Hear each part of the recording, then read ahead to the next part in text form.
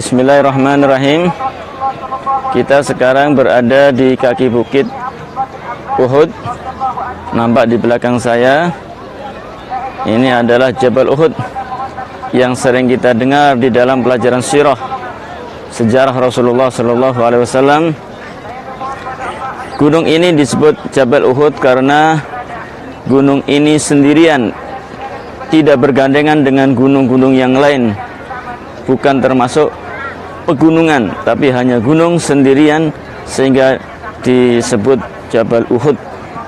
Wahid Ahad Uhud, Jabal Uhud, gunung yang sendirian. Di kaki bukit ini telah terjadi peristiwa yang sangat bersejarah sekali, yaitu perang Uhud. Orang-orang Quraisy yang telah kalah di dalam perang Badar pada tahun kedua Hijriah, mereka ingin menuntut balas kepada Rasulullah dan para sahabat. Mereka mengatakan, wahai Muhammad, kita janjian 1 tahun lagi kita akan berperang. Maka 1 tahun kemudian, pada tahun 3 Hijriah, orang-orang Quraisy berjalan dari Mekah ingin menuntut balas kepada Rasulullah. Mereka berjalan dengan 3.000 pasukan yang dipimpin oleh Abu Sufyan. Setelah Rasulullah mendengar kedatangan para musuh-musuh Allah, maka Rasulullah menyerukan untuk berjihad. Ketika sholat Jumat, Rasulullah naik ke mimbar berkhutbah, menyerukan untuk berjihad fisabilillah. Setelah selesai sholat Jumat, Rasulullah masuk ke kamarnya, keluar dan mengenakan baju perang.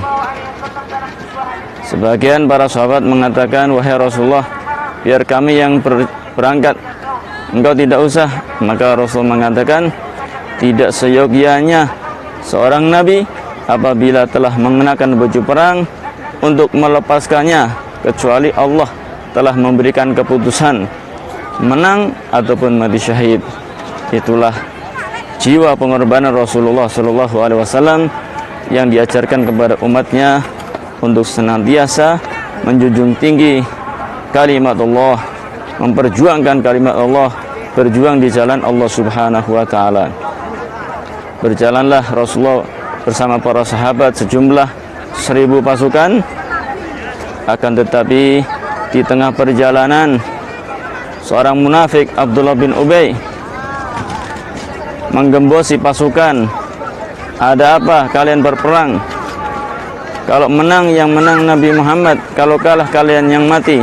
Sehingga mundurlah 300 pasukan orang-orang munafikin, sehingga tersisa 700 pasukan saja bersama Rasulullah SAW. Sampailah Rasulullah SAW di kaki bukit ini, kemudian mengatur barisan. 300 mengundurkan diri, sehingga tersisa 700 pasukan Rasulullah melawan 3.000 pasukan musuh. Rasulullah menjadikan punggungnya ke arah bukit Uhud dan menghadap ke arah Madinah Al-Munawwarah, sehingga Uhud ini menjadi benteng dari belakang yang tidak mungkin ditembus oleh musuh Allah. Kemudian Rasulullah SAW menempatkan pasukan khusus pemanah yang diletakkan di Jabal Rummah atau bukit pasukan pemanah, yang dulu disebut dengan Jabal Ainain, karena bukit ini menyerupai 2 mata. Ini kelihatannya pendek, tapi dulu ini adalah bukit yang lumayan tinggi karena jalannya diuruk sehingga kelihatan pendek. Di sini Rasulullah menempatkan 50 pasukan pemanah. Mereka ditugasi untuk melindungi Rasulullah dan para sahabat dari serangan musuh, terutama dari serangan pasukan berkuda. Wahai kalian pasukan pemanah, tetaplah kalian di atas bukit. Kita menang, kalian harus di atas bukit. Kita kalah, kalian harus di atas bukit. Akan tetapi setelah terjadi peperangan, mereka, para pasukan pemanah, mengira bahwa perang telah usai. orang-orang kafir telah kalah, sudah kocar-kacir, sehingga sebagian daripada pasukan pemanah ini turun dari bukit pemanah ini, melupakan daripada wasiat Rasulullah Shallallahu Alaihi Wasallam, sehingga tersisa kurang lebih 10 orang yang ada di bukit pemanah ini.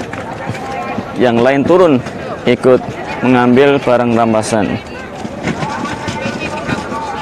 Pada saat itu Khalid bin Walid masih berada di pasukan musuh.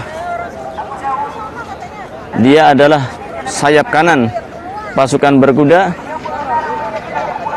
memutar haluan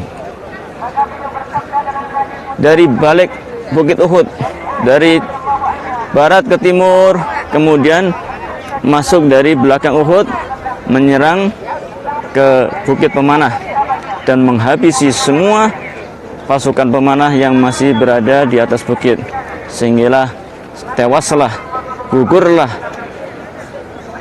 pemimpin pasukan pemanah Abdullah bin Jubair, begitu juga para pasukan pemanah yang tersisa di atas bukit. Kemudian mereka menyerang, merangsek ke pasukan muslimin, sehingga perang sangat sengit sekali, sulit dibedakan mana musuh dan mana kawan, sehingga gugurlah banyak daripada sahabat Nabi Muhammad SAW. Lebih daripada 70 sahabat Nabi gugur di dalam perang Uhud ini. Di antara yang gugur adalah paman Nabi Muhammad SAW, sahabat Hamzah bin Abdul Muttalib, singa Allah, Sayyidus Syuhada, pemimpin para syahid. Begitu juga Mus'ab bin Umair, orang yang mirip dengan Rasulullah SAW. Ibnu Qami'ah telah membunuh Mus'ab bin Umair dan menyangka itu adalah Rasulullah, maka dia berteriak, Muhammad telah terbunuh. Akhirnya sebagian para sahabat Nabi menjadi down semangatnya. Akan tetapi setelah mengetahui bahwa Rasulullah masih hidup, yang terbunuh adalah Mus'ab bin Umair, mereka segera kembali merapatkan barisan, menyongsong Rasulullah SAW dan melanjutkan peperangan. Semoga Allah Subhanahu wa Ta'ala merahmati para syuhada, para pejuang kita, para pahlawan kita yang telah mengorbankan jiwanya, raganya, hartanya untuk membela agama Allah Subhanahu wa Ta'ala, untuk membela Rasulullah SAW. Sungguh mulia perjuangan mereka, rahimahumullah rahmatal abrar. Semoga Allah Subhanahu wa Ta'ala menerima segala amal ibadahnya dan dimasukkan ke dalam surga yang paling tinggi di sisi Allah Subhanahu wa Ta'ala.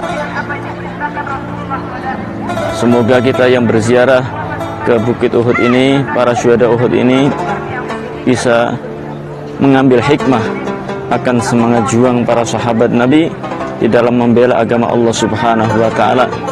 Marilah kita berjuang bersama-sama membela agama Allah Subhanahu wa Ta'ala. Yang punya harta, maka berjuanglah dengan hartanya. Yang punya ilmu, berjuanglah dengan ilmunya. Yang punya tenaga, berjuanglah dengan tenaga.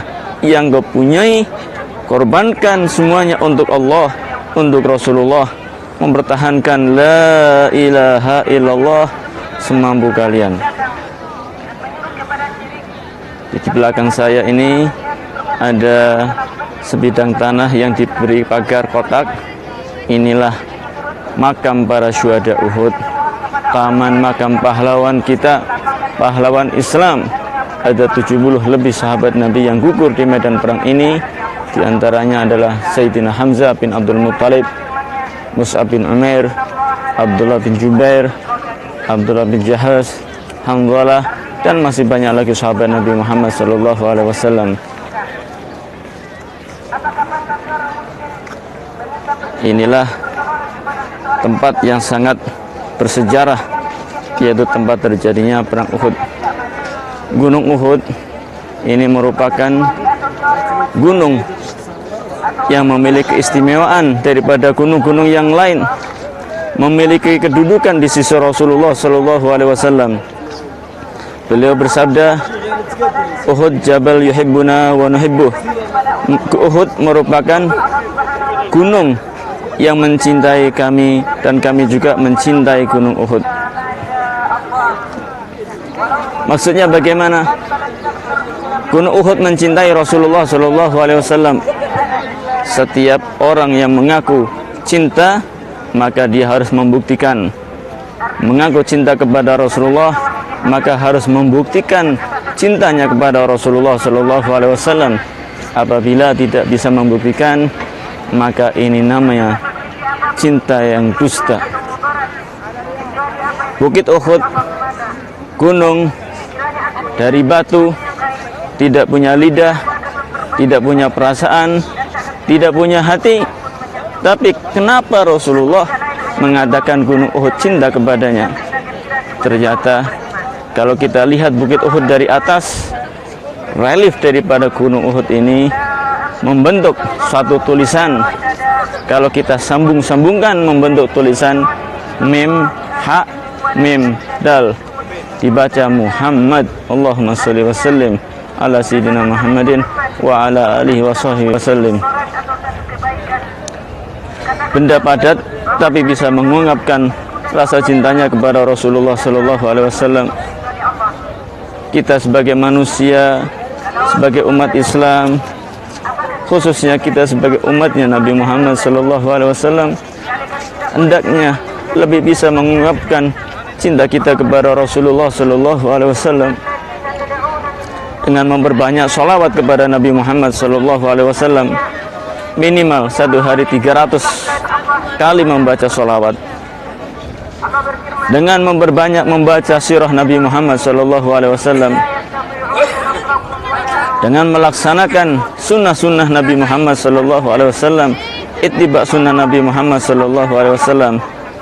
Setiap mendengar kesunahan, maka segera melaksanakannya dan kemudian mengistiqomahkannya, menjadikan rumah kita rumah sunnah Nabi Muhammad sallallahu alaihi wasallam yang dilaksanakan petunjuk-petunjuk kehidupan dari Rasulullah sallallahu alaihi wasallam.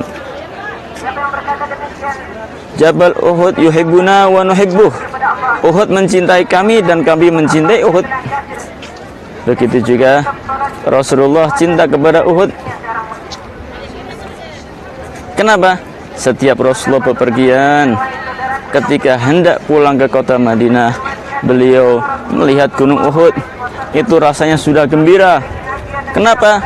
Sudah mengingatkan kepada keluarganya, mengingatkan kepada rumahnya, mengingatkan kepada para sahabatnya, mengingatkan kepada masjidnya, membuat hati yang gembira, sehingga Rasulullah mencintai bukit Uhud. Suatu ketika Rasulullah Shallallahu Alaihi Wasallam mendaki bukit Uhud bersama sahabat Abu Bakar, sahabat Umar dan sahabat Utsman. Maka bukit Uhud ini bergetar, merasa senang akan kehadiran Rasulullah Shallallahu Alaihi Wasallam. Rasul mengatakan, "Usbut Uhud, fa inna ma'alaika nabiyyun wa siddiqun wa syahidan." Wahai bukit Uhud, tenanglah, sesungguhnya di atas kalian sekarang ada seorang nabi Rasulullah, seorang siddiq sahabat Abu Bakar, dan dua orang yang mati syahid, yaitu sahabat Umar dan sahabat Utsman. Semoga kita suatu saat nanti bisa berziarah ke pemakaman para syuhada di Bukit Uhud ini untuk mengambil pelajaran, untuk bisa mengambil hikmah dari perjuangan para sahabat untuk kita terapkan dalam kehidupan kita sehari-hari, supaya bisa berkorban untuk membela agama Allah Subhanahu wa taala. Amin Allahumma amin. Maulaya salli wa sallim daiman abada ala habibika khairil khalqi kullihim, huwal habibul ladzi turja syafa'atuhu bi kulli haulin minal ahwali muqtahimi. Ya Rabbi bil Mustafa baligh maqasidana waghfir lana ma madha ya واسع الكرم اللهم صل وسلم على سيدنا محمد وعلى آله وصحبه أجمعين